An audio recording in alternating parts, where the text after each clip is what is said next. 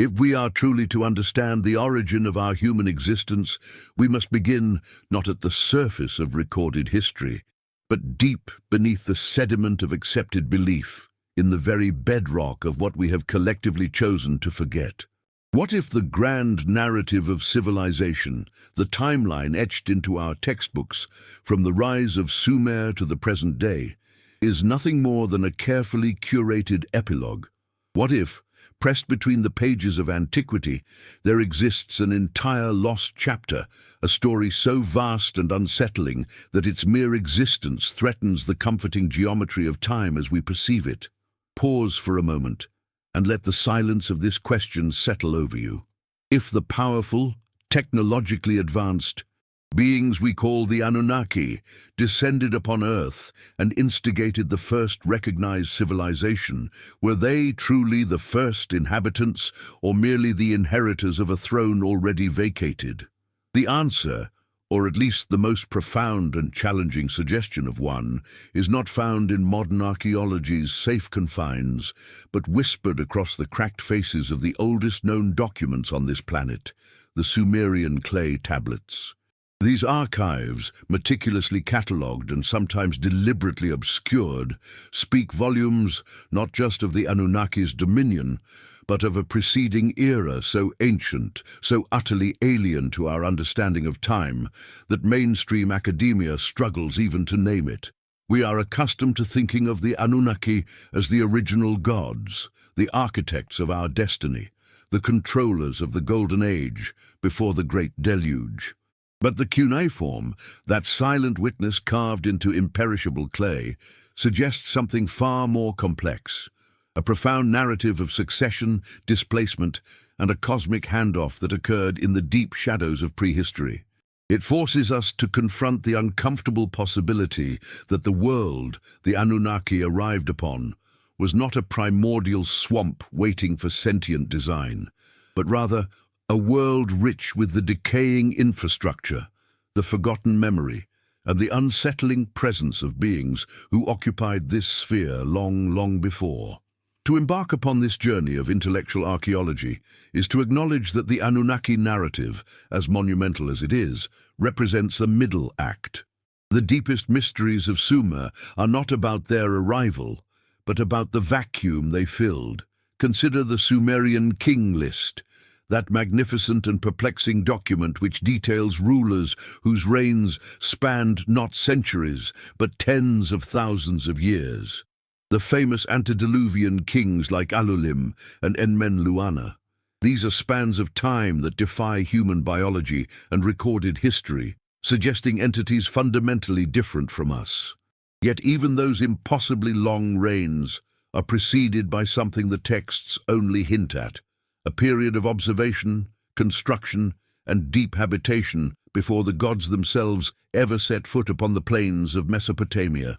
These are the spectral inhabitants we seek, the true precursors, the architects of the planet's energy grid, perhaps the designers of the very matrix of reality that the Anunnaki eventually utilized for their own purposes.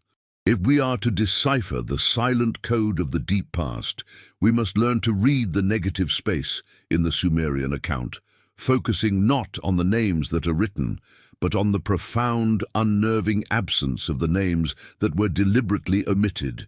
This requires not just intellect, but a willingness to expand our comprehension of what life and civilization truly mean, stretching the limits of our historical imagination. If these thoughts resonate, if they stir within you that primal curiosity about the vastness of the unknown history that lies just beyond the veil of accepted fact, then I invite you to settle in, not just as a viewer, but as a co-investigator. This journey into the Sumerian archives requires patience and a focused mind, for the true revelations are subtle, embedded in the context and the strange, unsettling repetition of ancient words. It is vital that we navigate this complex textual landscape together, examining every nuance and strange numerical anomaly. By taking the time to absorb this dense information, you are participating in the resurrection of a lost truth. Consider hitting the like button, not as a commercial endorsement, but as a silent acknowledgement of this shared commitment to uncovering the veiled layers of history, and perhaps leave a simple, reflective comment about what aspect of ancient civilization most challenges your understanding of time. Your engagement helps anchor this complex investigation in the collective consciousness, ensuring that these fragile whispers from Sumer are not lost once more to the deafening noise of the modern world as we proceed deeper into the cuneiform structure itself. The cuneiform structure is a labyrinth of timelines. When we speak of the Anunnaki, we often speak of their return, their cycles, their observation points established thousands of years ago. But the texts hint at a deeper, earlier set of cycles, a rhythm of cosmic time that governed the existence of the very first inhabitants. The Anunnaki arrival, as detailed in the most explicit accounts, is often described as an intervention, a necessary manipulation to harness resources, specifically gold. But who prepared the infrastructure for this resource extraction? Was Earth merely a pristine, untended planet? Or were they utilizing systems already in place, systems perhaps long dormant but still fundamentally functional? The sheer scale and complexity of the operation attributed to the Anunnaki, the immediate establishment of advanced cities like Eridu and Nippur, presupposes a level of localized knowledge and technological readiness that seems impossible to conjure from nothingness. It is here, in this conceptual leap between a barren planet and immediate hyper-advanced civilization, that the identity of the precursors resides. We must look beyond the creation myth, where humankind is manufactured to serve the Anunnaki, and look instead to the landscape of creation, the structures, the astronomical alignments, and the energetic markers that predate even the arrival of Enki and Enlil. The Sumerians, in their profound respect for order and history, were excellent record keepers, yet even their meticulously detailed accounts possess intentional lacunae, gaps that act less like mistakes and more like deliberate silences guarding a powerful secret. The texts repeatedly use terminology that suggests previous habitation, terms that can be loosely translated as those who maintained the circuits, or the initial observers of the path. These phrases, often overlooked as mere poetic embellishments, speak to a highly technical, potentially non-physical civilization that specialized in the manipulation of energetic fields and the observation of celestial mechanics. This civilization was not necessarily destroyed by a war or a cataclysm, but may have simply reached the end of a vast, predetermined cosmic cycle and transitioned out of this dimensional frequency, leaving behind only the ghost of their presence and the complex mechanisms they had engineered to maintain the equilibrium of the planet. When the Anunnaki arrived, they found not an empty vessel, but a massive, complex machine waiting to be reactivated, a legacy demanding utilization. This narrative of transition is crucial. If the Anunnaki were merely administrators or co-opters of a system they did not originally devise, then the identity of the original architects becomes exponentially more important. They represent the true, untainted blueprint of Earth's purpose. These precursors are the forgotten history of our planet, the original inheritors of the light, whose essence and understanding were perhaps too profound, too pure, or too dimensionally complex to be maintained during the shift in cosmic eras. Their story is hinted at in the descriptions of the Me, the divine tablets of laws and skills that Enki possessed and which formed the foundation of Sumerian order. These Me were not invented by Enki. They were secured, catalogued, and distributed. They are the handed-down heritage, the operational manual of the planet left behind by the beings who first settled here. The fact that the Anunnaki needed to acquire, rather than create, these foundational knowledge packets is the single greatest textual clue we possess regarding the existence and technological sophistication of those who preceded them. The great floods, the periodic cleansings of the earth that mark the end of every grand cycle, serve not only as devastating events, but as universal erasers, deliberately wiping the slate clean of physical memory. But clay is stubborn. It retains impressions. And the impressions left in the Sumerian archives, while scarred by the flood narrative, persistently point to a time before the flood, before the kings with impossible lifetimes, and before the Anunnaki established their mining operations. We are talking about true antiquity, an epoch when the earth may have been utilized as a celestial library or a staging ground for consciousness evolution, managed by entities whose motives were perhaps observational rather than extractive. These silent observers are the key to unlocking the deepest layer of the puzzle, providing the necessary context for the sometimes brutal decisions and interventions of the Anunnaki who came after. The challenge now is to move from the abstract concept of precursors to the specific identity revealed in the texts, the names, the attributes, and the description of their physical or perhaps non-physical form. To achieve this, we must turn our attention to the fragmented creation accounts that predate even the Enuma Elish, those sparse records that detail the very first organizations of matter and energy on this world. These fragments contain the most unsettling and defining characteristics of the original inhabitants, the beings whose legacy the Anunnaki inherited, adjusted, and ultimately distorted. It is in the juxtaposition of the familiar Anunnaki hierarchy against the almost incomprehensible descriptions of the earliest order that the true identity of the Forgotten Ones is unveiled.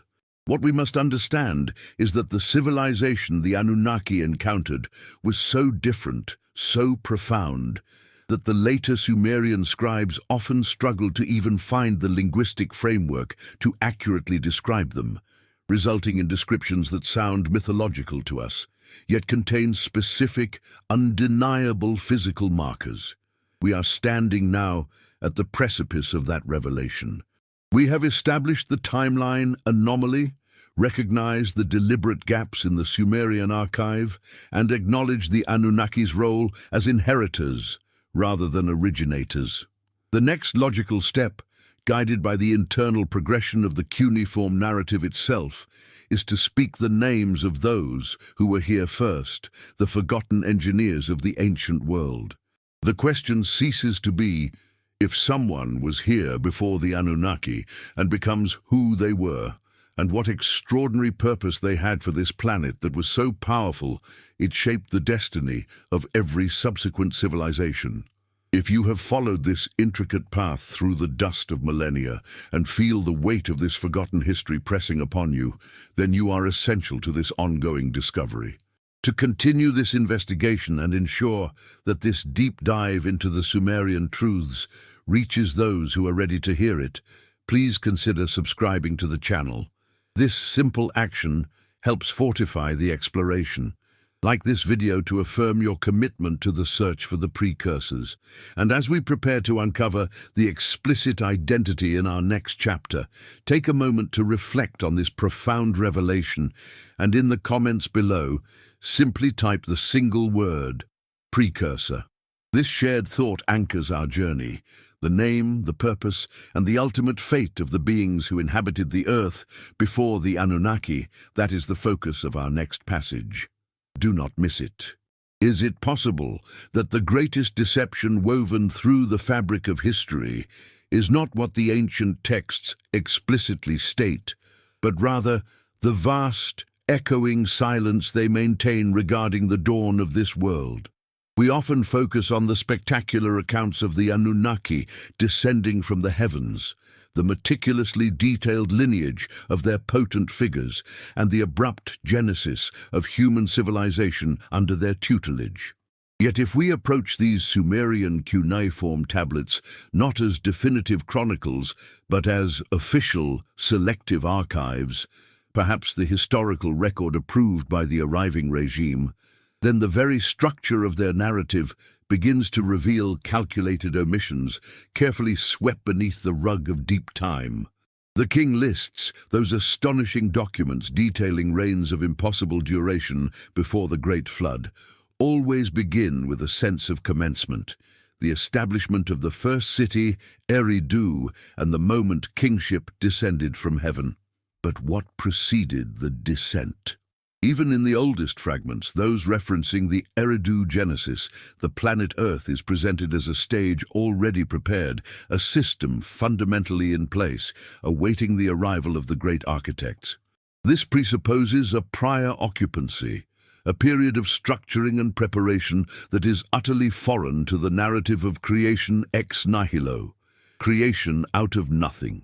We are forced to consider a time when the earth was not a pristine, untouched vessel, but rather a functional entity, perhaps even a colony, whose prior tenants either retreated, perished, or completed their primary mission before the Anunnaki ever stepped foot onto the Mesopotamian mudflats.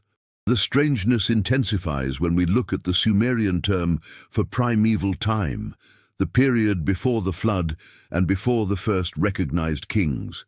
It is often wrapped in the concept of the Abzu, the primordial deep, the subterranean freshwater ocean. While mythologically, the Abzu is the dwelling of Enki, the god of water and wisdom, linguistically and conceptually, it hints at environments that were established long before the known terrestrial civilization. Could the first ones have been deeply entwined with the planet's aqueous nature, functioning in a state that was foundational, perhaps even subterrestrial or amphibian, perfectly adapted to the pre-diluvian ecological conditions? Their existence might have been so intrinsically linked to the planet's infancy that the later, air-breathing, gold-obsessed civilization of the Anunnaki simply could not or would not fully comprehend or record them. Imagine attempting to document a highly advanced deep-sea culture using the limited terrestrial vocabulary of the surface dwellers. The Anunnaki arrived with a specific agenda: resource extraction and labor management. Their historical records were designed to legitimize their claim over the planet and the newly manufactured human workforce. Anything that predated this framework, anything that hinted at an inherited right rather than a self-proclaimed ownership, would be superfluous, even dangerous to their authority. Thus, the silence is not ignorance. The silence is political. It is the sophisticated erasure of the original leaseholders. This intellectual excavation into the Sumerian texts demands that we read between the lines of the Gilgamesh epic, past the detailed creation myths, and into the fundamental vocabulary used to describe the world itself. The very words for foundations or ancient dwelling sometimes carry an etymological shadow, suggesting they were inherited rather than built by the arriving pantheon. It is the language of adaptation, not pure origination. If this quiet exploration into deep time resonates, if the weight of these historical gaps feels significant to you, perhaps pause just a moment to acknowledge the journey we share by clicking that like button, signaling to the ancient algorithm that these whispers deserve to be heard, and consider subscribing to ensure you do not miss the inevitable next layer of discovery. By engaging with this narrative, you become an active participant in questioning the established boundary markers of our history, recognizing that genuine knowledge requires us to look not just at the light of documented history, but deep into its shadows. The recognition that history is cyclical, not linear, provides the crucial intellectual bridge here. The Sumerian accounts, like so many global myths, are punctuated by catastrophes, massive floods, astronomical events, and changes in the Earth's rotational axis. These are not merely natural disasters. They serve as historical reset buttons. If the arrival of the Anunnaki was simply the commencement of the latest cycle, then the question shifts from who were they to what were the previous cycles and who managed them. The Anunnaki themselves speak of a time before, often referencing events and artifacts that were already ancient when they arrived. These artifacts, perhaps the incomprehensible megalithic structures scattered across the globe, served as constant, silent reminders of the previous tenets. A civilization that achieved a level of sophistication that was planetary in scale, only to be wiped clean by cataclysm.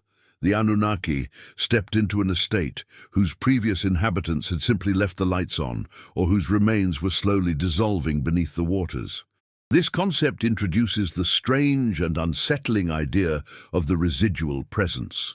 While the texts erase the civilization itself, they cannot entirely erase the observers, those entities who were either left behind or who chose to remain in a tertiary capacity, watching the transition between the great epochs. In later Mesopotamian traditions, and even echoing into the apocryphal writings, we encounter the concept of the Watchers. Although often conflated with beings that interacted directly with humanity, like the Nephilim narrative, the original concept in the deep Sumerian context might describe a different order entirely.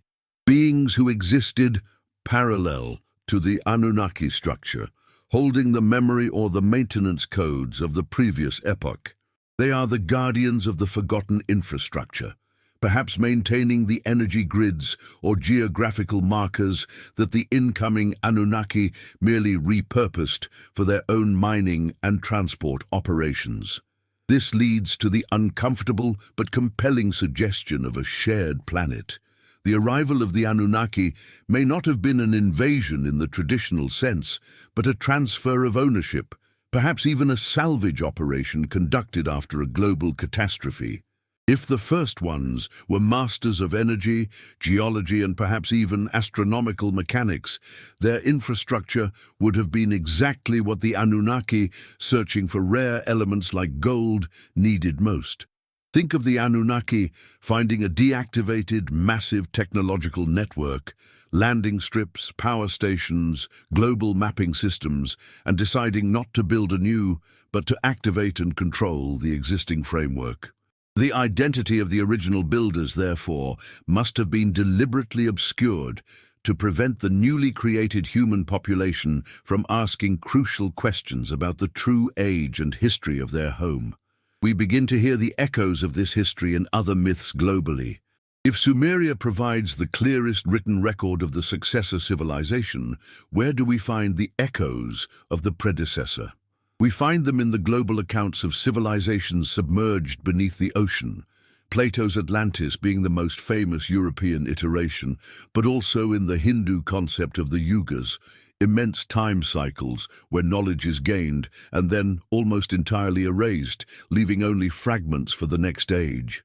The Sumerian text, in its profound silence about the initial inhabitants, inadvertently aligns with these global memories of sophisticated civilizations that vanished into deep time, not due to lack of technology, but due to an inability to withstand the planetary shifts. This is recognition built through parallel mythologies, suggesting a planetary reality far older than 6,000 years. To truly understand the first ones, we must look for their signature, the evidence that defies the Anunnaki timeline.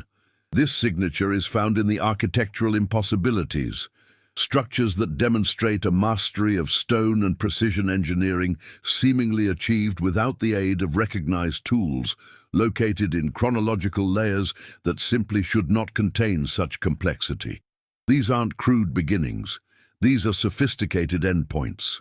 If the Anunnaki taught humanity to build basic cities and irrigation, who taught the previous inhabitants to align massive stone complexes with impossible astronomical precision deep within the geological record?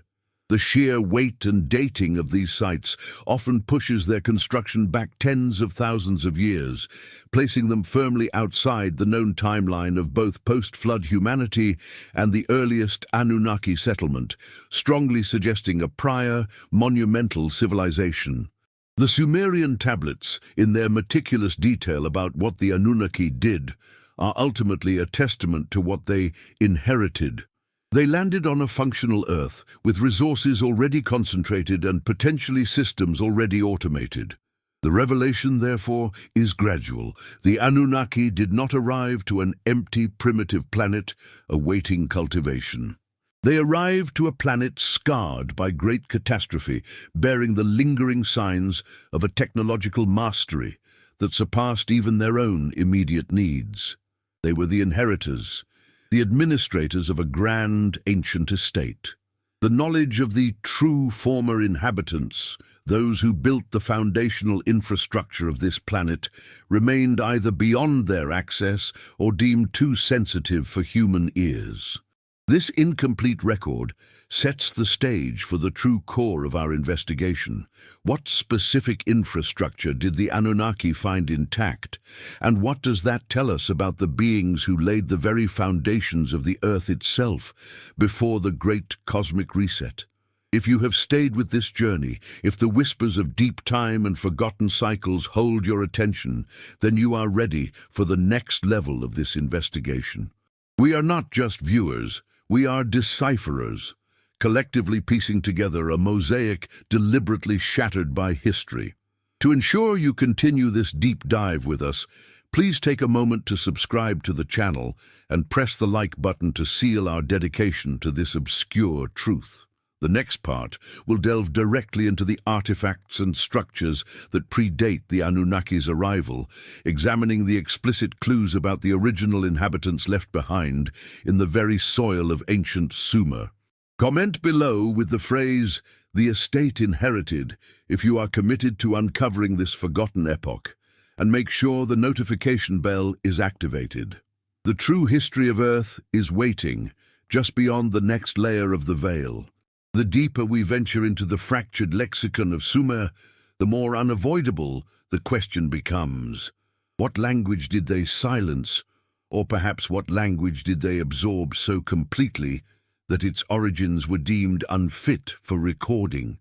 The cuneiform tablets, meticulous as they are in chronicling the arrival and the operations of the Anunnaki, their mining, their labor, the creation of modern Homo sapiens, display an almost clinical precision regarding the immediate past, a precision that only serves to amplify the deafening silence about the epoch just before. It is this textual vacuum, this deliberate omission in the historical record of the presumed architects of modern civilization, that demands our closest scrutiny. When the Anunnaki arrived, they were not landing on a barren, untouched sphere. The texts imply a world rich in resources, certainly, but more subtly, they suggest the existence of logistical foundations. Did they build everything from the ground up, or did they inherit infrastructures, knowledge systems, or even social templates left behind by a civilization that preceded them by millennia?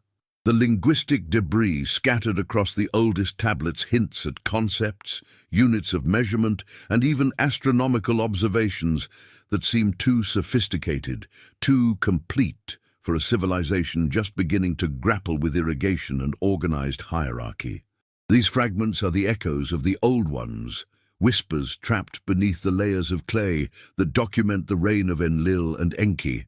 They suggest not a primitive population struggling to survive, but a highly advanced, if spiritually alien culture that simply vanished. We must consider the possibility that the most powerful entities in the Sumerian pantheon, the Anunnaki themselves, were acting as inheritors, as occupants taking possession of a vast and complex estate whose previous owners had simply moved on, or perhaps whose time within a great cosmic cycle had concluded. This leads us to the physical evidence that resists conventional timelines, the artifacts and structures that predate any known human capacity to construct them. We are talking about the megalithic foundations found in the deepest layers of archaeological digs, the sheer geometry of certain ancient sites that defy carbon dating when examined through the lens of tectonic stability. These immense architectures, often aligned with celestial precision far exceeding the practical needs of early Bronze Age cultures, do not speak of gradual evolution, but of an abrupt cessation of immense capacity. It is here that the unsettling recognition begins to dawn. If the Anunnaki were here to mine gold, who set the stage? Who prepared the cosmic calendar that governed their arrival? The texts themselves, through their narrative structure, suggest an understanding of deep time, a cyclical awareness that stretches far beyond the mundane agricultural year. They speak of great celestial cycles, of cosmic rotations that dictate when life flourishes and when it retreats. Could this knowledge of cycles, the return and the withdrawal, have been observed, recorded, and then inherited by the Anunnaki? If so, the Anunnaki weren't the first sophisticated intelligence to interact with Earth. They were merely the latest in a long procession, stepping onto a stage that was temporarily empty.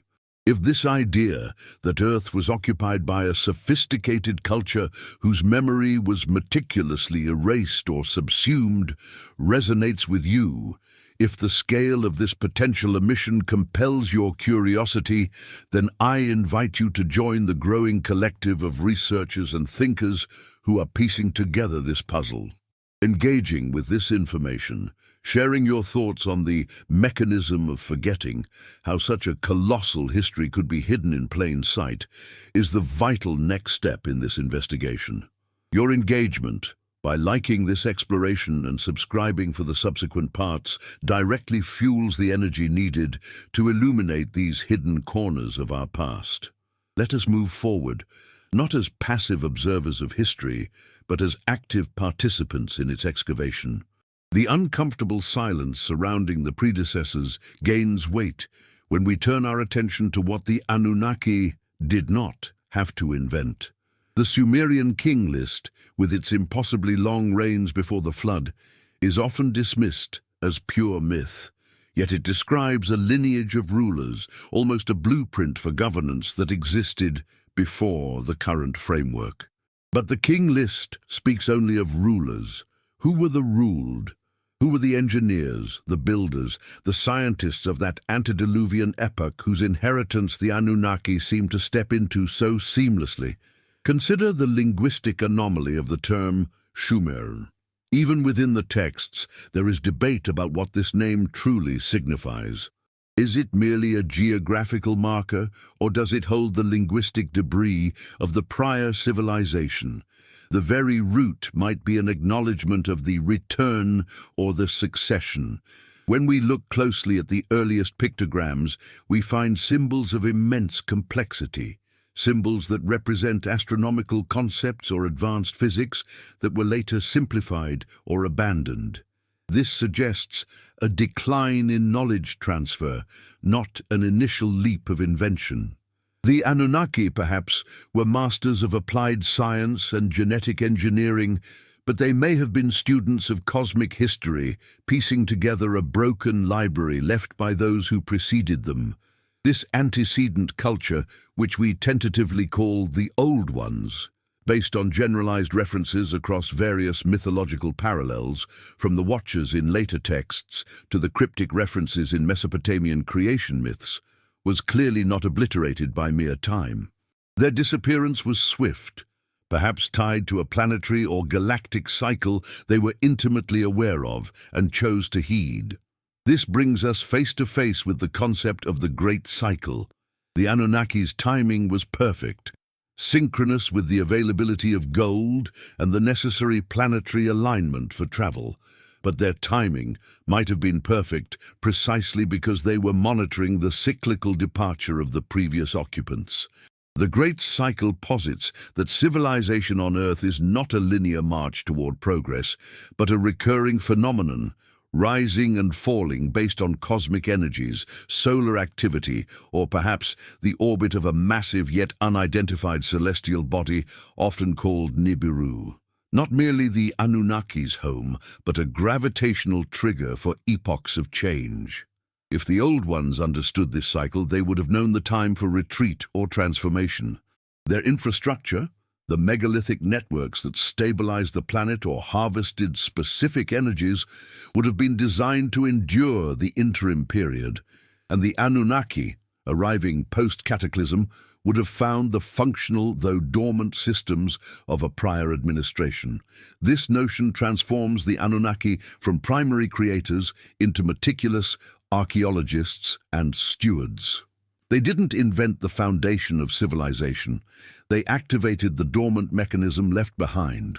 This realization carries a deep sense of unease, for it suggests that the history we have been taught, the gradual ascent from primitive hunter-gatherer to organized society, is a narrative designed to cover a catastrophic gap in time. The true history is not one of steady building, but of inheritance and massive periodic resets. What did the Anunnaki find when they first set foot on Earth? They found immense structures, perhaps partially submerged, perhaps covered by the silt of the flood. Structures that speak of anti-gravity capabilities or energy harvesting that utterly dwarf our current technological prowess. We see the hints of this inheritance in the sheer scale of sites like Baalbek or the foundational layers of certain Giza structures, where stones weighing hundreds of tons are fitted with surgical precision. These constructions are not characteristic of the pragmatic, labor-intensive approach described in the Sumerian accounts of Anunnaki operations. They seem to belong to a different paradigm entirely, a civilization that had achieved perfect mastery over the material world. If you are beginning to feel the weight of this possibility, that we are living on a foundation built by ghosts, it means the narrative is taking hold. This complex historical tapestry requires patience and reflection. I encourage you to pause for a moment, absorb the idea of the Great Cycle, and perhaps share your thoughts below. Comment the phrase, "The cycle continues," if this theory of historical recurrence resonates with your understanding of the world's unexplained mysteries. Your participation validates this exploration and helps other seekers find this critical information. The unsettling question then shifts from who they were to what they left behind. Specifically, what safeguards or signals did the Old Ones implement before their departure? If their civilization was so advanced, they would not have simply abandoned their work. They would have established a protocol for their eventual return, or a mechanism to guide the subsequent occupants. This potential inheritance hypothesis also explains the peculiar behavior of the early Anunnaki. Their immediate focus on establishing deep earth mining operations and their intense need for labor suggests an urgent deadline or a pre-programmed mission. They weren't tourists or colonists. They were workers executing a specific task within a limited window of time dictated by the cycle. They inherited the location, the resources, and perhaps even the raw biological material, early hominids, that the Old Ones had cultivated or studied. The silence that screams from the tablets is the silence of omission, the tactical exclusion of data that would undermine the Anunnaki's claim to absolute authority. To admit that they were merely the second or third act in a cosmic drama would negate their divine mandate. Therefore, the pre-existing culture had to be relegated to the realm of myth, superstition, or simply erased from the official chronology. This mechanism of calculated historical forgetting is the final veil we must penetrate. Yet the inheritance manifests in subtle ways, in the astronomical precision of Sumerian mathematics, which suggests access to pre-calculated datasets, in the mysterious genetic template used for the creation of Adamu, which hints at a mastery of biological manipulation that predates the arrival of the Anunnaki's specific scientific cohort, and most profoundly in the persistent global mythologies about the Watchers, those non-human entities who observed and interacted with humanity long before the established narrative of the gods begins. These observers, these silent sentinels mentioned across various cultures, may be the last lingering footprint of the Old Ones, the agents left behind to monitor the dormancy of their domain and wait for the shifting of the cosmic tide. We are attempting to reconstruct a historical epoch using only the shadows cast by its deliberate suppression. This quest requires total focus and dedication.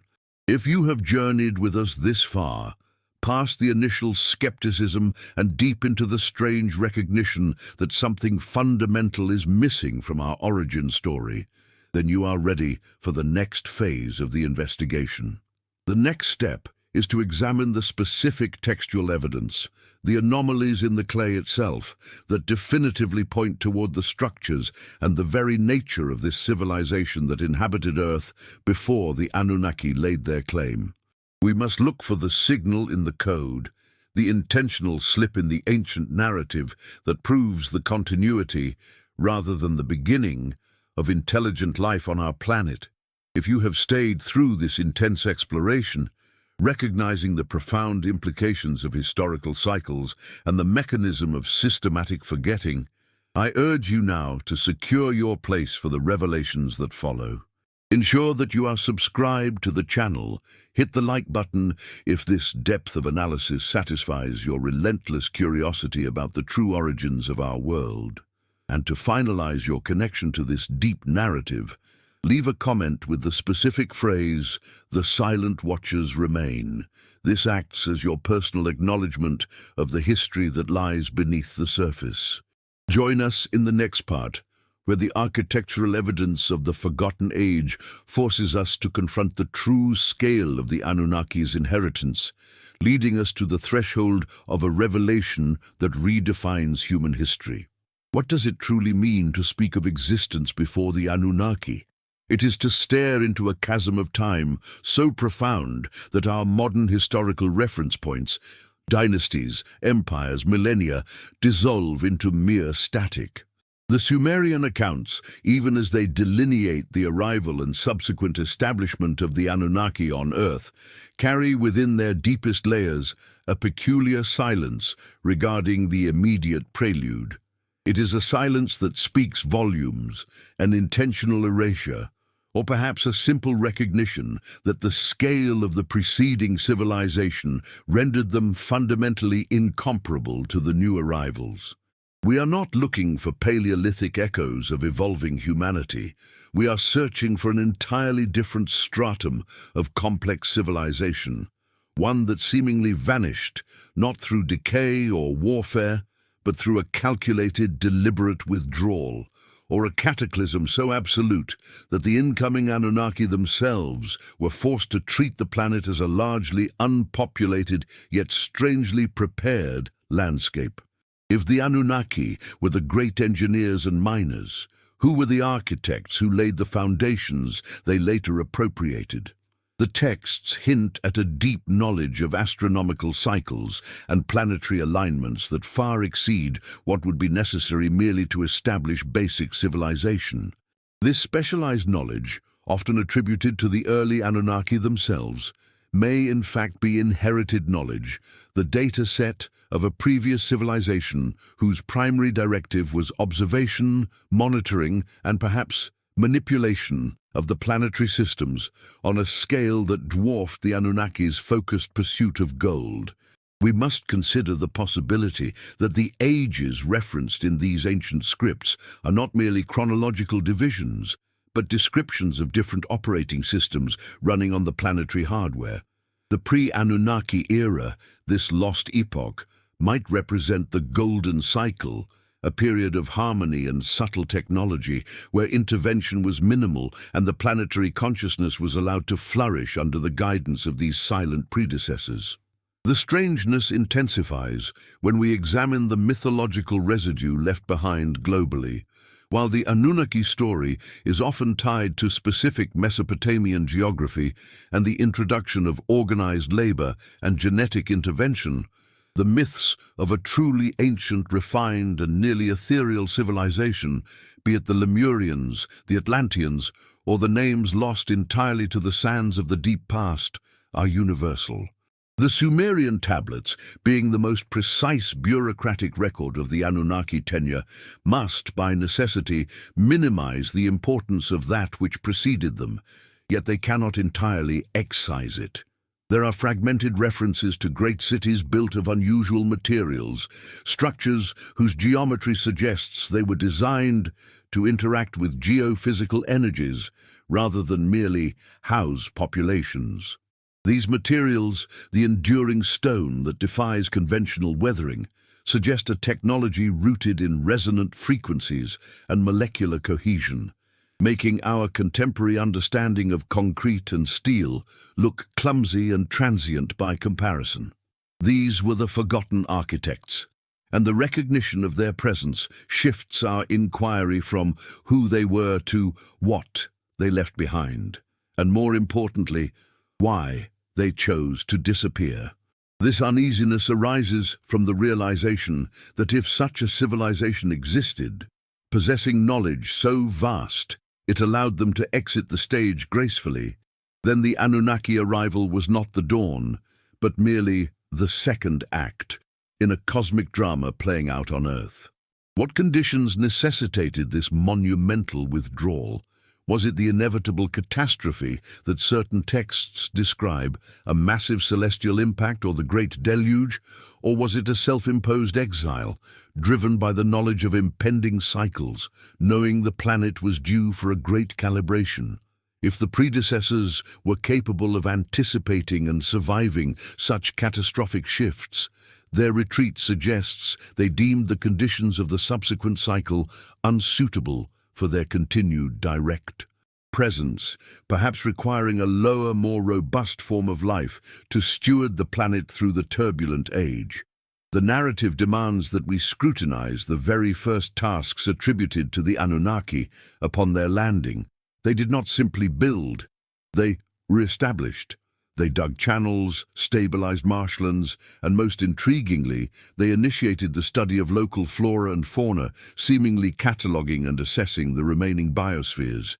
This intense inventory suggests they were surveying the wreckage of something colossal, using the remaining terrestrial infrastructure as a guide. If these narratives feel like they are stretching the fabric of known reality, it is perhaps because our known reality is merely the surface layer of a much deeper truth, one that requires us to reconsider our place in the cosmic timeline. If this journey into the lost heritage resonates with the silent questions deep within your own mind, take a moment to engage with this discovery. Hit the like button and share your thoughts in the comments. Tell us what single phrase you believe best describes the scale of this ancient forgetfulness. Your engagement helps this exploration reach others who are also searching for these subtle signals hidden in plain sight. This brings us to the principle of the double dawn. The Anunnaki arrival is recorded as the first light of known history, but the artifacts and subtle descriptions imply an earlier, hidden luminescence. What kind of knowledge does a civilization need to know the precise moment of its own necessary end or transformation? The Sumerian texts, when examined through a lens sensitive to astronomical pre-knowledge, detail cycles of precession and planetary alignment that take tens of thousands of years to complete. This is not casual stargazing. This is the operational manual for the planet itself. It is highly plausible that the predecessors, the true observers, left behind this data, encoded not in easy-to-read instructions, but embedded in the architecture of the landscape itself, perhaps in structures that later generations mistook for simple temples or astronomical markers. The Anunnaki, finding these sophisticated markers, utilized the derived data to optimize their own mining operations and cycles of return, effectively standing on the shoulders of giants whose names they deliberately omitted from their official history. The contrast between these two groups, the predecessors and the Anunnaki, is critical to understanding the underlying theme of the Sumerian revelation. The predecessors appear to have specialized in observation versus intervention. Their technology, if we can call it that, seemed subtle, almost ecological, working with the Earth's natural energies. They were possibly the planetary shepherds, maintaining equilibrium. The Anunnaki, conversely, were defined by direct, heavy-handed intervention. Mining, large-scale construction, and genetic modification, they were the colonizers, focused on resource extraction and control. The subtle difference suggests that the civilization preceding the Anunnaki had achieved a level of integration with the planet that the later visitors never attempted, or perhaps never even understood. This distinction fuels the sense of unease. If the observers left because they knew the interventionists were coming, was their exit a failure or a protective measure? This narrative structure leads us naturally to the inheritance of water. Many global deluge myths speak not just of divine retribution, but of a purposeful cleansing or reset orchestrated by powerful, non-human entities. When the Anunnaki arrived, they immediately engaged in managing the waterways, the Tigris and Euphrates, establishing the foundational agricultural systems. But were they creating, or were they restoring a system previously devastated? The extensive descriptions of floods and the rebuilding of cities in the Sumerian king list may not just refer to localized natural disasters, but to the final, massive geophysical event that concluded the era of the predecessors. It is possible that the Anunnaki inherited the monumental task of deflooding and stabilizing a world ravaged by a cataclysm the predecessors themselves predicted, and perhaps even prepared for, by constructing deep, underground repositories of knowledge and seed stock. This heritage of water management, the understanding of how to reclaim a drowned world, suggests a continuity of planetary stewardship, even if the stewards changed drastically in their methods. The deep texts imply the existence of a hidden script, a narrative layer that the Anunnaki consciously obfuscated. When a new regime takes power, the first act of consolidation is often the rewriting of history, the blending of the useful past with the acceptable present. The Anunnaki may not have been able to completely erase the existence of the prior civilization because their own settlements often rested directly upon the foundations laid by those who came before. Imagine the sheer bureaucratic effort required to relabel every major landmark, every established energy node, every piece of pre-existing infrastructure that was too vast or too useful to discard. This obfuscation created the confusing tapestry we now examine, a history where magnificent achievements are sometimes attributed to the Anunnaki, only to be contradicted by fragments suggesting a far greater antiquity, a subtlety that speaks of a different order entirely. We are constantly searching for the faint underlying architectural blueprint beneath the Anunnaki overlay. The most potent element of this deep history is the signature of zero. If the preceding civilization achieved the ability to understand cosmic cycles and predict global resets, they did not just disappear. They went into latency. They achieved the 0 point, the moment of perfect withdrawal, leaving behind only residual energy signatures and enigmatic structures. This suggests they possessed a profound mastery over space and time, knowing exactly when to step off the physical stage to avoid the turbulent period inaugurated by the Anunnaki. This concept of the return becomes terrifyingly real if the predecessors were merely waiting for the turbulent cycle, the age of heavy metal and genetic manipulation, to conclude. They left a signal, perhaps an energetic beacon or a set of astronomical alignments designed to activate when the planetary conditions are once again optimal for their subtle, highly refined form of existence. The texts, whispering of the time before the deluge, constantly remind us that true power lies not in dominance, but in knowing the precise moment of retreat and the certainty of the return. We are left, then, with the profound and unsettling question: are we living on their forgotten structure, inhabiting a world whose deepest layers of technology and infrastructure belong to a civilization that understood the Earth as a living entity, rather than a mere resource? The story of who inhabited the Earth before the Anunnaki is the story of our planet's deeper memory, a memory the Anunnaki sought to suppress but could never fully erase. As we continue this journey through the fragmented tablets and the whispers of global mythology, we are not just uncovering history, We are preparing ourselves for the possibility that the next cyclical shift, the next great calibration, may not involve an alien arrival, but the return of the original silent observers. If you have stayed with us through this deep dive, navigating the layers of historical forgetfulness and confronting the scope of these lost civilizations, you are precisely the viewer who understands the true value of this investigation. Your focus is the fuel that keeps this search for truth alive. Please ensure you are subscribed to the channel. It is the most crucial step in supporting this relentless inquiry. If the profound differences between the observers and the interventionists resonated with you, show your support by hitting the like button now. And finally, demonstrate your understanding of this hidden knowledge by commenting below with this specific phrase, the signature of zero. This phrase signals your commitment to exploring the deepest cycles of history. Do not let this exploration end here. The next part of this revelation awaits, offering further textual evidence of the precursor's existence, and the video should be appearing on your screen now.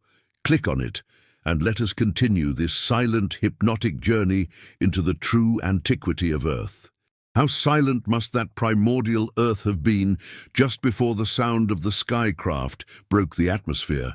We have followed the cuneiform tablets through the complex, heavily edited chronicle of the Anunnaki arrival, their organization of the physical world, and their subsequent creation of Lulu Amelu, the Adamic prototype. Yet our focus remains fixed on the colossal gulf of time that preceded even the arrival of the great celestial travelers. What we encounter in the deepest strata of Sumerian myth is not an empty vacuum, but rather a profoundly obscured landscape, a memory rendered faint by catastrophic shifts, a landscape dominated by those who inhabited the earth before the Anunnaki began their reign.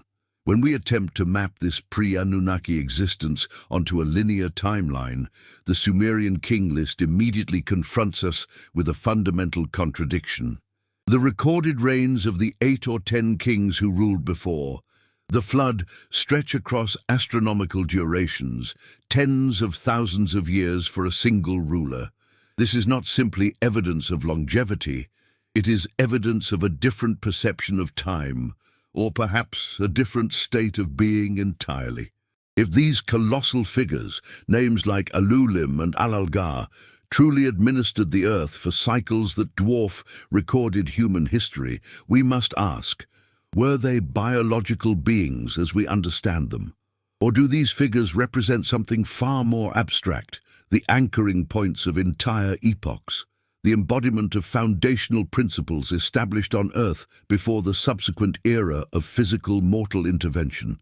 The official narrative, carefully curated by the scribes under Anunnaki influence, suggests that these long reigns ended abruptly with the Great Deluge.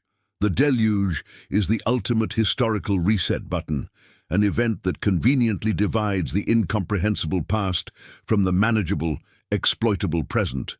But what exactly was wiped away? It was not merely a population, but the totality of an accumulated knowledge base, a civilization whose technology and understanding of cosmological cycles may have rendered the Anunnaki's early efforts almost primitive by comparison. We are left with mere fragments, suggestions of immense structures in Eridu long before Enki claimed it, and descriptions of perfect governance bestowed directly from heaven, requiring no labor or management because harmony was the inherent state of things. This suggests that the Anunnaki did not arrive to colonize an unpopulated planet, but rather to inherit or usurp a world whose foundational framework was already highly sophisticated. The lingering question is why the texts are so vague about the specific identity of these long-reigning entities. The texts speak of kingship descending from heaven, yet they rarely identify the species or nature of those administering that kingship, almost as if that specific detail was too dangerous or too sacred to record for common posterity. The silence surrounding their origin is deafening. implying intentional omission, a deliberate act of historical sanitization designed to legitimize the new regime. We are left to piece together the identity of these predecessors using only the reflection of their power, visible in the scale of the cataclysm required to erase them. If the nature of this inquiry, the profound gaps in our understanding of deep history, and the possibility that everything we believe about our origins is merely a subsequent chapter in a much larger cosmological epic, resonates within you, perhaps you are attuned to the echoes of that lost age. This journey into the forgotten texts requires patience and intellectual rigor. If you find value in these dense narratives and are following this detailed exploration of the Sumerian mysteries, please consider pausing for just a moment to join our growing community of seekers. A quiet appreciation, a shared curiosity, helps us ensure these deep explorations continue to reach those who question the official narratives. Like this video to signal your commitment to this investigation, and if you haven't yet, subscribe to ensure you do not miss the next crucial revelation in this unfolding story. We need to collectively scrutinize these fragments to reconstruct the true tapestry of Earth's past. We must now turn our attention to the mechanism of the replacement. If the pre-Anunnaki inhabitants were indeed beings operating on a different temporal scale, perhaps even partially non-physical, what triggered their disappearance? The conventional answer is the deluge, but the deluge might have been the consequence of a deeper systemic failure, a cosmic reset inherent to the vast cycle of life and death that governs our solar system. The Sumerians, through the cycles of the Great Year and the precession of the equinoxes, held a profound understanding of cyclical time that modern historians often dismiss as mere astrology. Could the long reigns of the antediluvian kings represent not just individual lives, but the entire duration of a celestial alignment favorable to their specific existence? When the alignment shifted, perhaps their fundamental resonance with the planet waned, rendering them vulnerable to the physical forces of chaos, or perhaps compelling them to retreat. The Anunnaki arrival, then, might have been perfectly timed, entering the stage during the vacuum created by the departure of the previous custodians. The new gods inherited a planet whose energy grid was already established, whose laws of physics were already codified, but whose primary stewards had just vacated the premises. They were not pioneers, they were opportunists. This theory finds support in the subtle distinction some scholars draw between the concept of the Igigi and other older classes of celestial or semi-divine beings mentioned vaguely in Mesopotamian and later Canaanite mythologies. The Igigi, often depicted as the working class of the Anunnaki, the servants who eventually rebelled, are very clearly defined within the existing power structure. But the inhabitants before this structure existed are often referred to obliquely as the first generation, the silent observers, or those whose essence was too refined for the density of the physical world we inhabit today. These figures bear a striking resemblance to the Watchers mentioned in Enochian literature, a reference that, while later, draws heavily upon the deep wellspring of Near Eastern tradition. Were these primordial inhabitants the original, uncorrupted Watchers, those who maintained the original blueprint of the Earth before the subsequent waves of intervention brought complexity and corruption? The texts hint at a vast repository of knowledge, the Me's divine decrees or fundamental operating instructions for the universe, which were somehow preserved, often in the custody of Enki. If the Anunnaki truly created everything, why would they need to inherit codified decrees? The existence of the Me strongly suggests that the Anunnaki merely activated a system that was already in place, possibly created by the civilization that preceded them. They may have simply rewritten the firmware, adapted the operating system, but the hardware itself, the fundamental laws and energies of Earth, were the legacy of the previous tenants. To understand who they were, we must follow the trail of what they left behind. the technology and the knowledge the Anunnaki were so keen to possess, and, perhaps more importantly, control. The fear of the Anunnaki, subtle but pervasive in the later myths, might have been rooted in the potential return of these prior beings. If the cosmic cycle brought them to Earth once, it could bring them back again. Every structure built, every law established, every labor cycle imposed might have been in part a massive, elaborate warding spell, a way to assert ownership and establish a vibrational frequency that would repel the more refined, earlier inhabitants. Think of the sudden, aggressive creation of human labor. This might not have been solely for mining gold. It may have been to create a dense, chaotic, short-lived energy field, a buffer layer between the physical planet and the higher dimensional realms where the former custodians may have retreated. The establishment of the great Sumerian cities, like Eridu and Nippur, were not arbitrary choices. They were power centers, nodal points in the Earth's energy field. If Eridu was founded by Enki, was he merely building on a foundation that had served a similar purpose for millennia prior? Was the Garden of the Eridu Genesis a localized restoration, an attempt to replicate a previous paradisiacal state established by the first inhabitants, but on a smaller, more controllable scale? To uncover the identity of those who ruled before the Anunnaki, we must look for the linguistic scars left by their existence, the names that defy Semitic or Sumerian derivation, the geographical locations that were considered sacred long before Enlil or Enki claimed them. We must look for the faint echoes of beings whose connection to Earth was intuitive and complete, whose presence was so profound that their memory had to be systematically purged from the historical record, leaving behind only the impossible durations of their reign as silent testament to their scale. The gradual revelation we are seeking is not hidden in spectacular monuments, but in the subtleties of the texts, in the way the stories are framed. The Anunnaki arrived. They saw. They took over. But the most revealing details are often found in the justifications for their actions. Why the need for such extensive labor? Why the requirement for such strict obedience?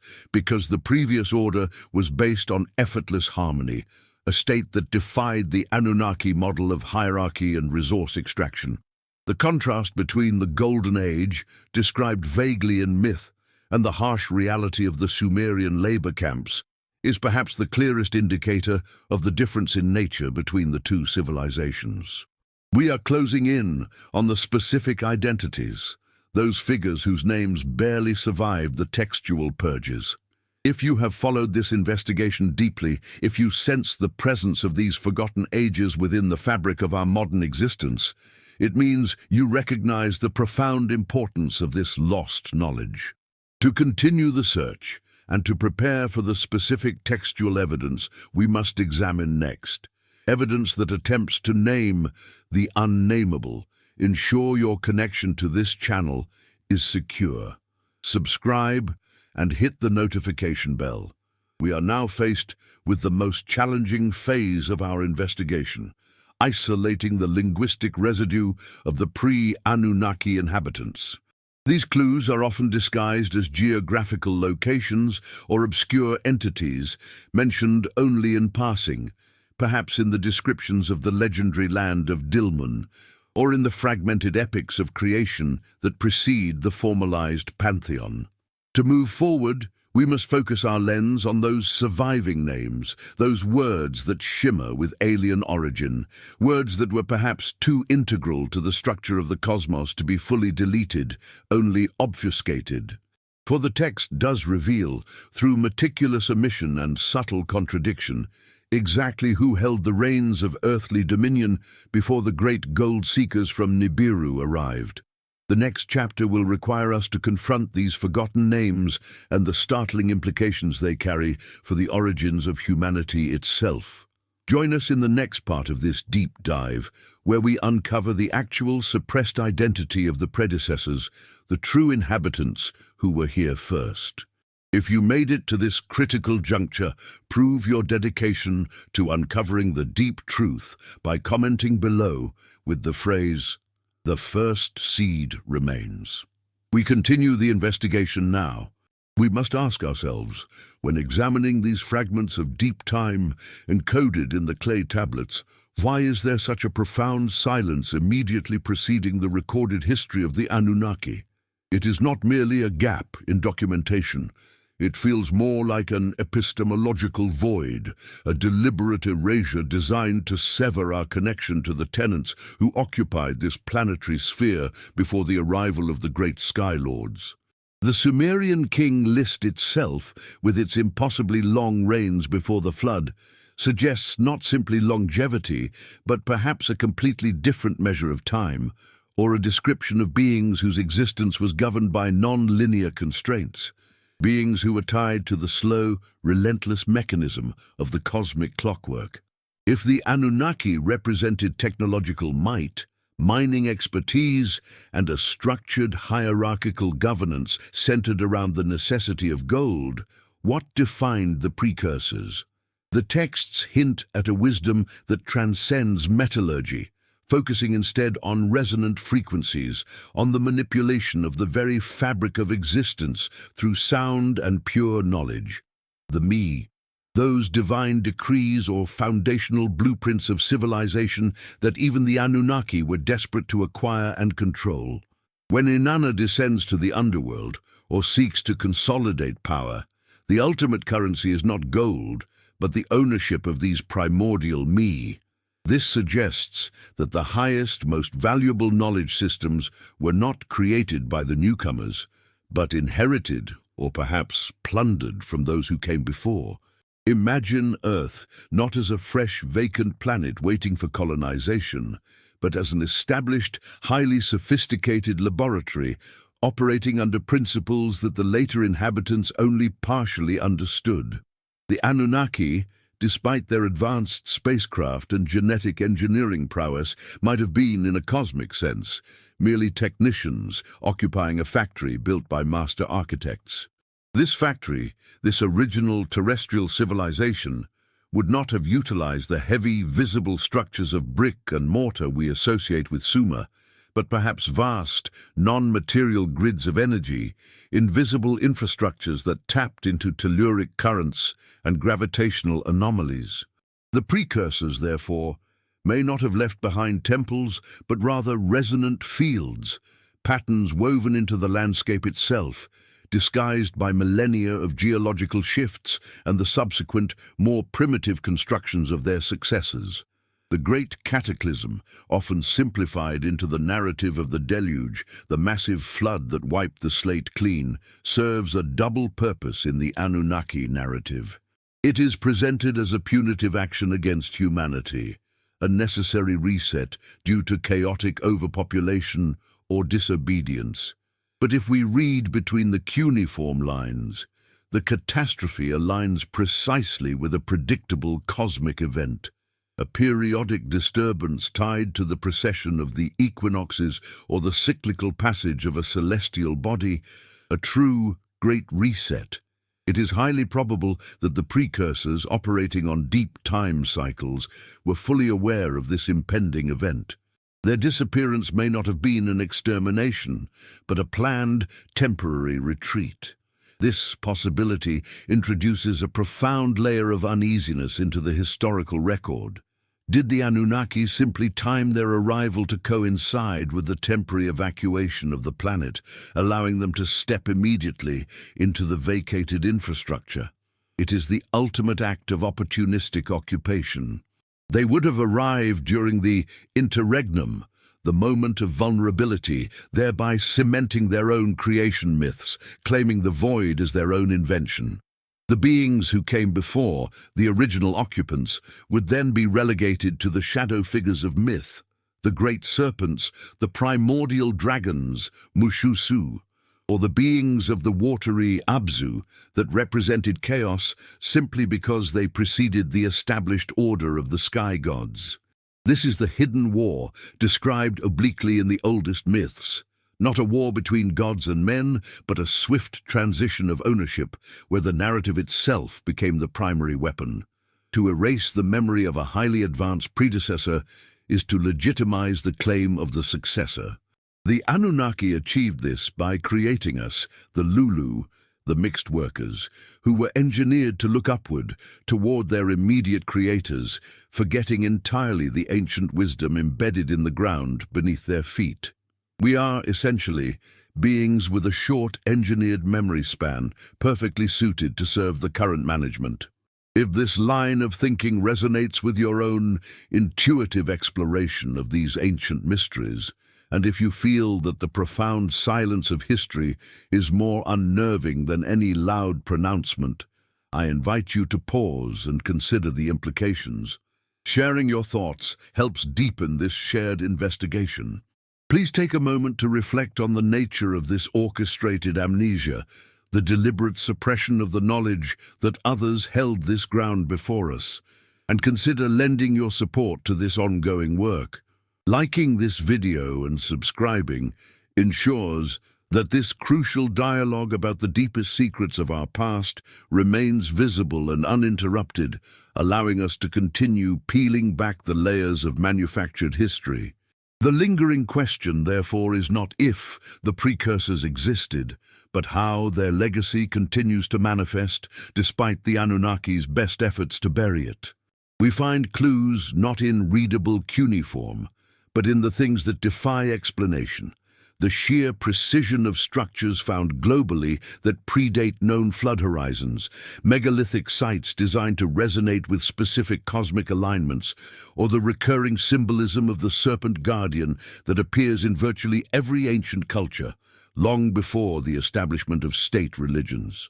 This serpent is often depicted as the keeper of forbidden knowledge, residing either deep underground or in the watery abyss, the very domains associated with the former tenants of Earth. Consider the role of the Igigi, the high-flying Anunnaki workers often depicted as observers stationed between Earth and Nibiru. They rebelled famously against the toil of mining. But what if their rebellion was not merely about labor conditions, but about a conflict of allegiance or consciousness? If they arrived and witnessed the remnants of the precursors' advanced systems perhaps far more elegant and less labor-intensive than the brute-force gold mining operation imposed by Enlil, might they have begun to question the entire mission? The Igigi, closer to Earth, closer to the lingering energies of the original inhabitants, might have been the first to experience the unsettling truth that their mission was not a glorious creation, but a grim occupation. Their descent, their integration with early Earthlings, could be interpreted as an act of subversive preservation, an attempt to embed the knowledge of the precursors into the newly engineered human consciousness, a sort of cultural time capsule waiting for the right cycle to reactivate. The Anunnaki's response was definitive: separation, punishment, and the subsequent establishment of rigid hierarchies. Yet the memory remains, fragmented and coded. Look at the description of the earliest cities established before the Great Flood, such as Eridu. These were founded by Enki, the master scientist and geneticist, the figure often portrayed as the most sympathetic to humanity and the one most inclined to dissent from Enlil's harsh directives. Why did Enki choose the watery marshlands of the Persian Gulf, the very domain connected to the Abzu and the primal forces? It suggests an intentional grounding near the residual power source of the precursors. Enki, the great manipulator of life, may have sought to harness or understand the subtle, energetic infrastructure left behind, attempting to integrate their deep wisdom into his newly formed civilization, a hidden rebellion against the erasure mandate of his brother, Enlil. This deep investigation into the subtle layers of the Sumerian narrative requires us to discard the simple good versus evil dichotomy. We are instead analyzing competing ideologies of creation and inheritance. The precursors seem to live in harmony with the natural cycles, perhaps possessing the wisdom to anticipate and survive the cosmic resets. The Anunnaki, conversely, sought to master and exploit the cycles, prioritizing immediate resource extraction over sustainable existence. This divergence in philosophy might be the core lesson hidden in the oldest tablets. The profound difference between a civilization that sustains itself through resonance and one that sustains itself through raw energy expenditure. The key to uncovering the specific identity of those who inhabited the earth before the Anunnaki lies in decrypting the mythological entities they were subsequently turned into. If the successors demonize the predecessors, we must examine the characteristics of the demons. Why are they often described as having serpentine features associated with water, possessing infinite wisdom, and having a direct relationship with the Earth's magnetic core? These are not arbitrary descriptions, they are historical markers disguised as horror stories. The realization that the Anunnaki were not pioneers, but inheritors who successfully fabricated a historical narrative of singular genesis should send a shiver down the spine of every observer of history. It implies that the true origin story of this planet is exponentially older, more complex, and involves players whose very definition of existence transcends our three-dimensional reality. They mastered the art of disappearance, perhaps shifting their resonance when the cosmic clock dictated a new epoch, and if they could retreat, they could also potentially return. This prospect of their impending return, tied to the same celestial cycles that governed their departure, brings us to the most urgent part of this investigation. If the cycles dictate their emergence, are there signs in our current era, a period rife with ecological and social fragmentation, that suggest the cosmic clock is nearing the end of another major epoch? The Sumerian texts, when divorced from their theological interpretations and read as astronomical or geological warnings, provide the necessary cadence, the rhythm of destruction and renewal. We are not just studying ancient history, we are studying a potential future timeline. The profound complexity of this forgotten chapter demands a sustained, focused attention, the kind that can only be achieved in the quiet, reflective space of deep engagement. If the idea of an advanced civilization mastering disappearance and retreat, leaving behind only whispers and energetic footprints, captures your imagination, show your continued commitment to this difficult path of truth. We are standing at a precipice, realizing that the very foundation of human history is built upon layers of orchestrated oblivion. The specific names and attributes of these pre-Anunnaki inhabitants, beings we might now call the architects of the primeval earth, are hinted at in the most guarded fragments of text, requiring a specific lens of interpretation to reveal their true forms. We will dedicate the next phase of our journey to illuminating those specific, startling identities. If you have stayed with us on this long, complex journey, tracing the whispers of deep time through the Sumerian clay, then you are part of the dedicated few who recognize the urgency of this hidden knowledge. Please, if you have not already, ensure you are subscribed to the channel. Give this video a like to help distribute this crucial information, and in the comments below, share the specific phrase. The cycle is the key. This not only reinforces the shared commitment of this community, but helps us to gauge the depth of interest in these suppressed histories. We will continue this investigation in the next installment, where we finally lift the veil on the specific beings the Sumerian texts hint inhabited the earth before the arrival of the Anunnaki, moving beyond vague descriptions to pinpoint the true nature of the architects who vanished into the deep time. Do not miss the continuation that is appearing on your screen now. What if the deepest historical wound is not an injury we suffered, but a memory we willingly surrendered? We have spent centuries anchoring ourselves to the familiar shores of recorded history, the dynasties, the empires, the rise of the Iron Age. Yet when we approach the colossal temporal span documented by the Sumerian king list, those staggering reigns lasting tens of thousands of years, we are forced to confront a reality far wider, far more unnerving than the few millennia we usually allocate to civilization. The Anunnaki arrived, ostensibly, to extract resources, to build their civilization, and eventually to create us as a workforce.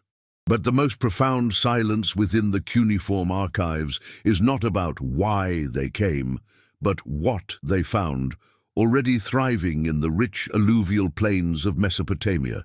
This silence, carefully curated and meticulously maintained across millennia, suggests a prior occupation.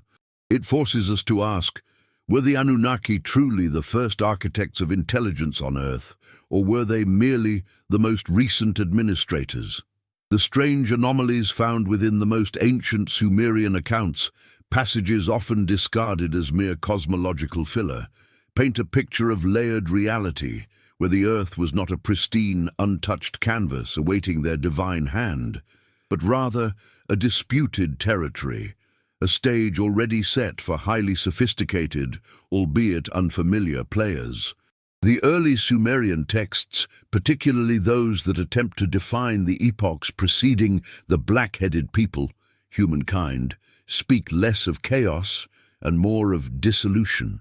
The word used to describe the state of the world immediately prior to the Anunnaki's most aggressive colonization efforts translates roughly to the scattering of the elders, or the retreat of the original architects. This implies a deliberate, orchestrated withdrawal, not a natural extinction or a primordial void.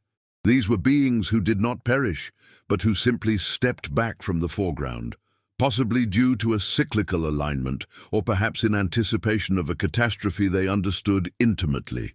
A catastrophe which, ironically, the Anunnaki themselves may have only partially survived. We see the architectural signatures of this forgotten lineage in the foundational myths of Eridu, the first city. Though credited to Enki, the descriptive language surrounding the construction often references structures not built, but reactivated. The sacred places were not newly consecrated ground, but rather inherited power points. Imagine inheriting a house where the original occupants did not leave blueprints, but rather left the plumbing, the wiring, and the very foundation intact, yet incomprehensible. This is the subtle narrative woven into the oldest clay tablets. The Anunnaki adapted to a world whose infrastructure was already fundamentally established by predecessors who measured time in celestial cycles vastly longer than our own. Cycles tied to cosmic geometry and astronomical alignments that speak of a lineage far more concerned with universal synchronization than with earthly gold. This brings us to the core mystery of the Anunnaki's greatest ambition: control over the narrative of creation. If they truly inherited the earth rather than created it, then their claim to divine authority collapses. This vulnerability explains the extraordinary effort expended to integrate the Anunnaki into the very fabric of the cosmos, repositioning them as the originators of light, order, and life itself. Yet the shadows of the forgotten persist. They appear as the watchers in apocryphal texts, as the primeval gods who taught forbidden arts, and crucially, as the highly advanced beings who supposedly preceded the Great Deluge, a deluge that appears in every single global mythology as the ultimate temporal reset button. To fully understand the gravity of this historical revisionism, we must pause and consider the immense difficulty the ancient scribes faced in reconciling truth with mandated history. These were individuals operating under the direct political and spiritual authority of the Anunnaki pantheon. To write openly of a more powerful, earlier civilization would have been treason of the highest order.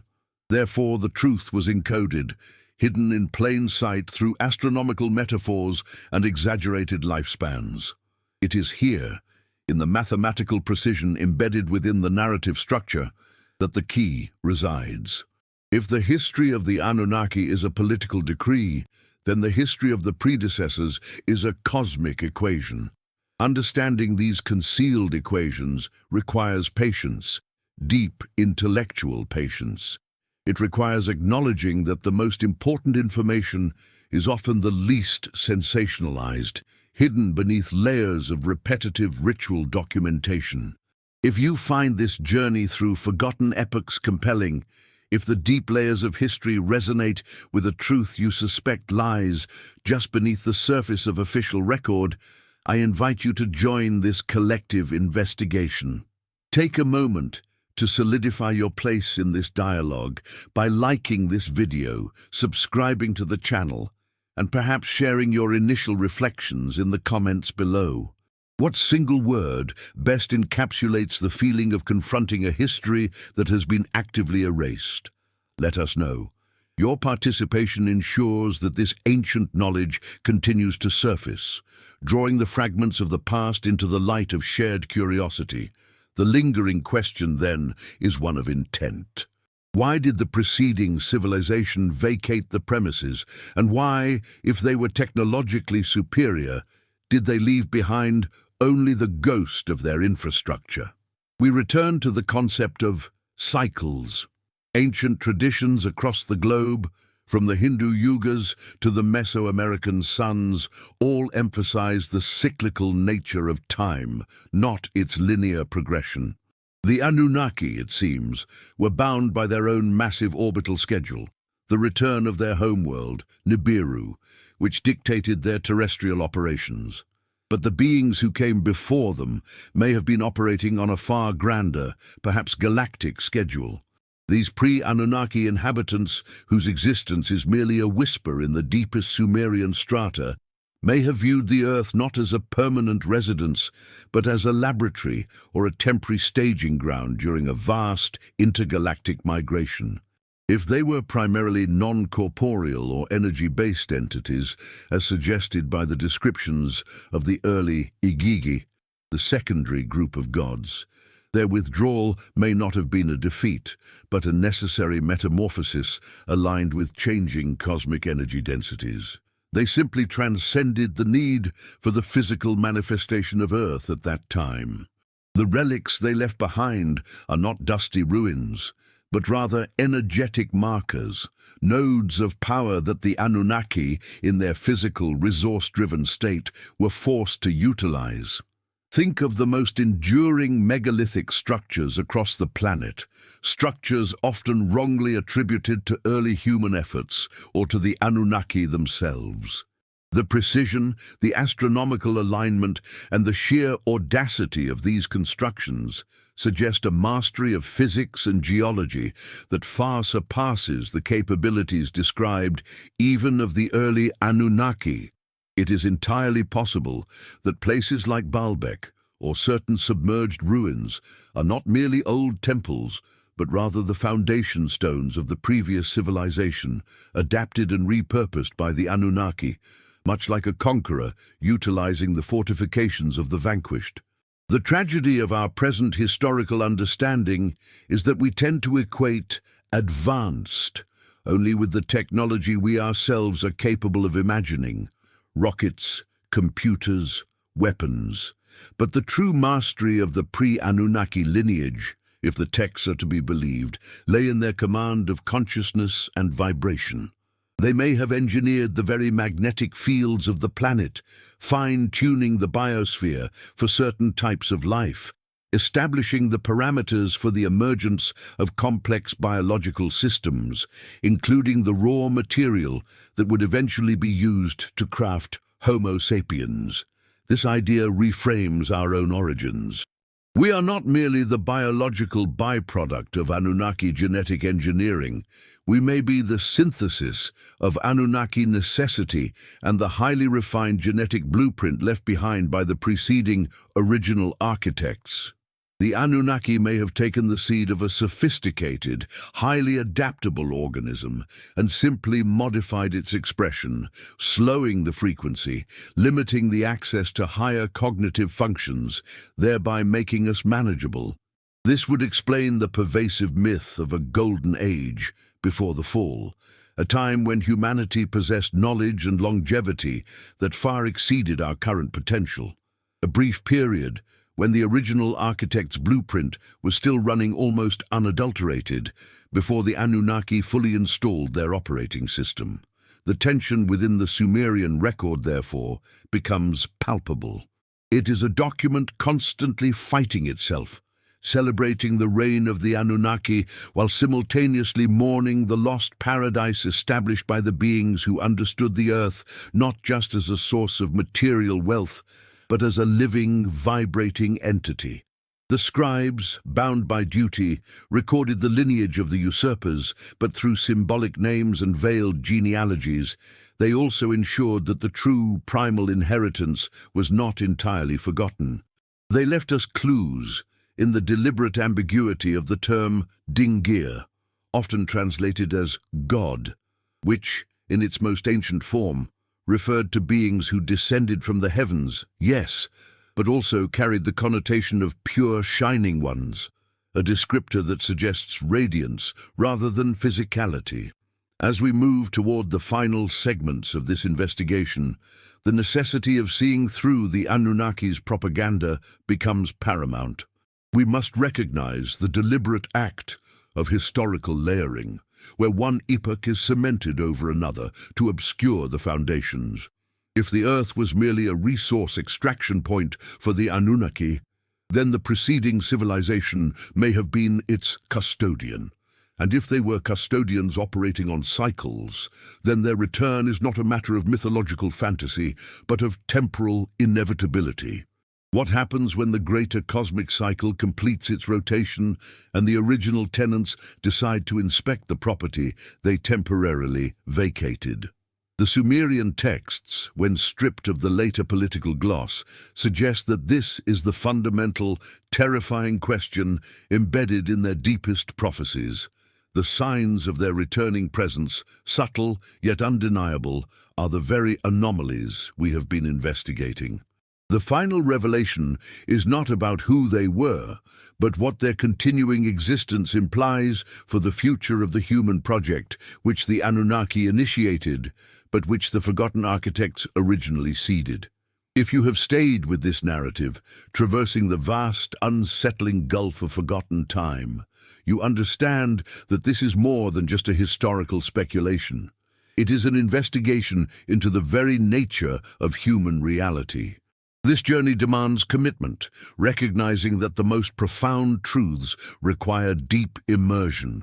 To ensure you do not miss the culmination of this evidence, please subscribe to the channel, ensuring the final part of this revelation appears immediately in your feed.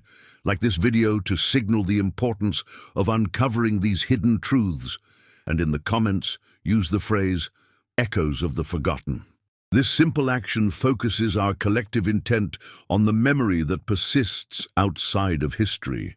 Prepare yourself, for in our final installment, we will attempt to pull the curtain back entirely, examining the nature of the Anunnaki's departure and the distinct possibility that the predecessors are already among us, observing the results of the long Sumerian experiment. Do not turn away now. The most critical piece of the puzzle awaits.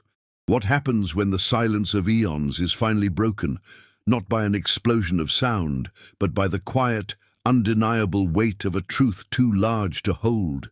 We stand now at the precipice of the final understanding, gleaned from the deepest recesses of the Sumerian record, the last shattered fragments of the cuneiform tablets that speak not of the builders, but of those who owned the foundation.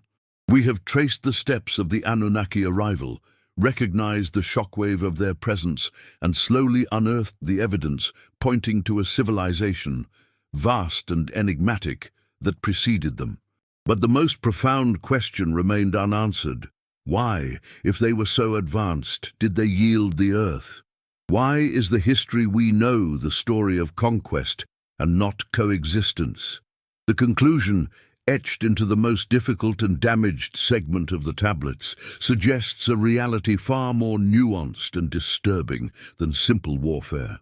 It was not a defeat in the traditional sense, but an intentional, strategic withdrawal, predicated on an understanding of cosmic cycles and temporal mechanics that the Anunnaki, despite their technological superiority, could only dimly perceive. The final pages speak of the original ones, not as beings fighting for territory, but as custodians observing a timetable.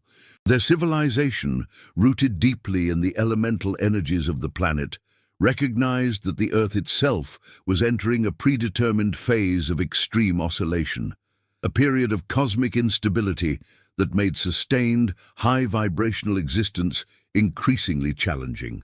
They saw the coming wave of forgetfulness, not as a punishment, but as an inevitable ebb tide of universal consciousness.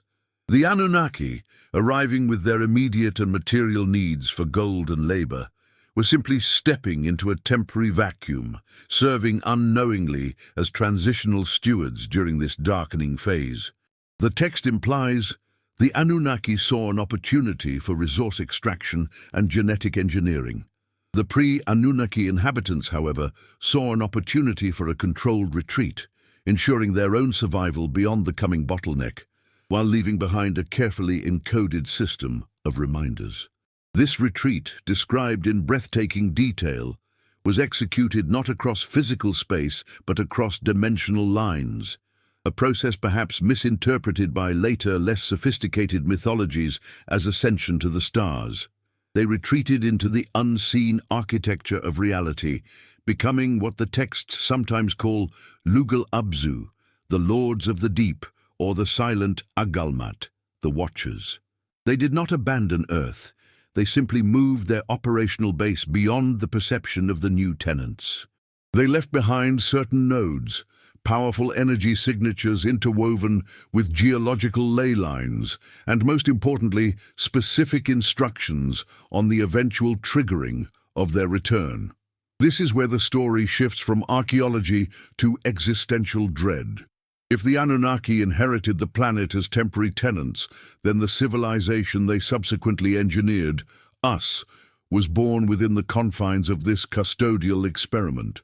Our history, our myths, our deep, unsettling sense of having forgotten something critical are merely the residual echoes of the original ones reverberating through the genetically modified vessel of Homo sapiens. The Sumerian scribes, perhaps through accidental communion with one of these residual nodes, managed to preserve this extraordinary history, a silent testament to a truth the Anunnaki regime desperately tried to bury. If you have been following this journey, absorbing the weight of these long-forgotten narratives, then you understand that reading these texts is not merely academic curiosity. It is an act of reclaiming lost memory. It is a vital step in understanding our true origins, and perhaps the key to recognizing the signals that precede the fulfillment of the cycle. If these truths resonate deep within your own internal narrative, if they stir a recognition of something that feels fundamentally right, despite being chronologically impossible, then I invite you to join the collective inquiry. Pause for a moment. Absorb this weight and consider sharing your deepest reflections on this revelation in the comments below. Your attention is the currency of this discovery, and your insight helps illuminate these shadowed paths. Let us continue, for the darkest secret of the Anunnaki legacy lies in the deliberate suppression of the Watcher's final warning. The Anunnaki's rule was defined by a critical need to ensure the temporary nature of their tenancy was never discovered by their engineered workforce. The greatest threat to their authority was not a military uprising, but the sudden awakening of the indigenous memory, the spark of the original ones slumbering within the modified DNA of early humanity. This is the essence of the Great Amnesia, a systematic process not just of destroying physical records, but of fundamentally altering the human perception of time and divinity. They established a pantheon, a rigid hierarchy, and a system of constant labor and worship, designed explicitly to distract humanity from looking backward or upward with truly independent thought. But the scribes of Sumer, those early keepers of the flame, were privy to whispers. They recognized the inherent contradictions in the Anunnaki's own records, which often spoke of battles fought not just against rebellious humans, but against things that dwelt in the depths and beings of pure light who refused to leave. These entries, meticulously scrubbed from the final, politically approved versions of the tablets, survived only in obscure marginalia and specialized religious texts guarded by dedicated cults.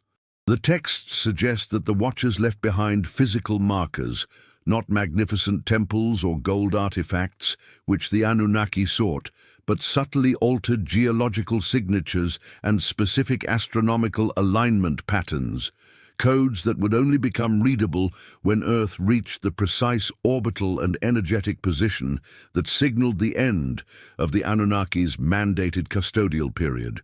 This is the ultimate confrontation, the Anunnaki's material dominion versus the Watchers' temporal control. The tablets reveal that the Anunnaki became fearful of this impending end date. They attempted to tamper with the celestial clock itself, an act of supreme hubris that resulted in catastrophic events. The great deluge cycles, the sudden shifts in axial tilt, all desperate attempts to reset the cosmic timer or destabilize the Watcher's dormant signal points. The myths we know as the wrath of the gods were, in this context, the frantic efforts of the Anunnaki to maintain control as the cosmic deadline approached. The concept of the return is not metaphorical. It is a precise event tied to the precession of the equinoxes and the alignment of specific constellations that the original ones used as their celestial gatekeepers. The Sumerian fragments describe this moment as the unveiling of the hidden sun, when the veil between dimensions thins to its absolute minimum. When this window opens, the energy nodes left behind will activate, not as weapons, but as beacons, allowing the Watchers to transition back into our perceived three-dimensional reality, effectively ending the Anunnaki's long tenure. What does this mean for us, the inheritors of the Anunnaki experiment? We are perhaps caught in the middle. Our inherent drive for discovery, our often ignored spiritual longing, our sudden leaps in consciousness and technology, are these simply the fruits of Anunnaki genetic input, or are they the rising echoes of the original ones, finally breaking through the layered suppression? The texts offer a glimmer of hope.